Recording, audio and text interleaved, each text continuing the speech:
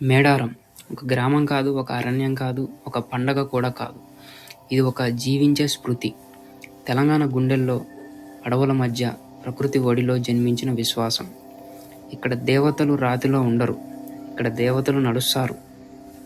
అడుగుల శబ్దంగా, గాలిలో ఊపిరిగా, చెట్లలో నీడగా. ఈ నేలపై ప్రతి 2 సంవత్సరాలకు ఒకసారి లక్షల మంది నడుస్తారు. ఎందుకో తెలియని ఆకర్షణతో, అమ్మ పిలుపుతో.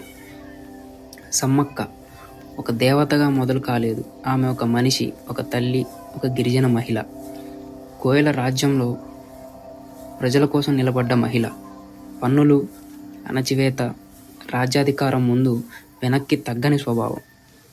సారలమ్మ కేవలం కుమార్తె కాదు, ఆమె వారసత్వం, తల్లి ఆలోచన, తల్లి ధైర్యం, తల్లి తిరుగుబాటు, తల్లి అడుగుజాడల్లో నడిచిన కుమార్తె.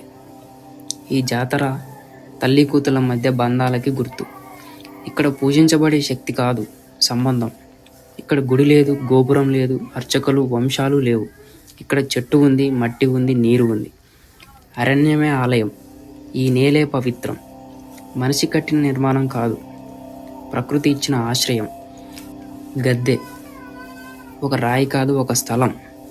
ఇక్కడ దేవత నిలిచింది అని నమ్మకం. ప్రతి గద్దె ఒక కథ, ఒక జ్ఞాపకం. ప్రతి గద్దె దగ్గర మాటలు తగ్గుతాయి, కళ్ళు తడుస్తాయి. ఇక్కడ దేవత కనిపించదు, కానీ అనిపిస్తుంది. బెల్లం ఎందుకు బెల్లం? బెల్లం తీయబడుతుంది, ఉడికించబడుతుంది, చివరికి గట్టిపడుతుంది. మనిషి జీవితం లాగే బాధలు, కష్టాలు, ఒత్తిడులు అన్నిటినీ బెల్లం రూపంలో అమ్మకు అప్పగిస్తారు. ఇది తీపి కాదు, ఇది త్యాగం. లక్షల మంది, కానీ గందరగోళం లేదు. ఎందుకంటే ఇది పండగ కాదు, ఇది పిలుపు. ఎవరు ఎవరికి అడ్డుకారు. ఇక్కడ పేద ధనిక తేడా లేదు, మతం కులం లేదు. అమ్మ ముందు అందరూ సమానం. ఇక్కడ పూజారులు చదువుకున్నవారు కాదు, అడవిలో పుట్టినవారు. పుస్తకాలు లేవు, మంత్రాల పుస్తకాలు లేవు, కానీ విశ్వాసం ఉంది, వంశపారంపర్య జ్ఞానం ఉంది. ఇది సంస్కృతి కొనసాగుతున్న విధానం. రాత్రి మేడారం మారుతుంది. నిప్పు, డప్పులు, నృత్యాలు. ఇది భయం కాదు, ఇది శక్తి. ఇది ఉత్సవం కాదు, ఇది జాగరణ.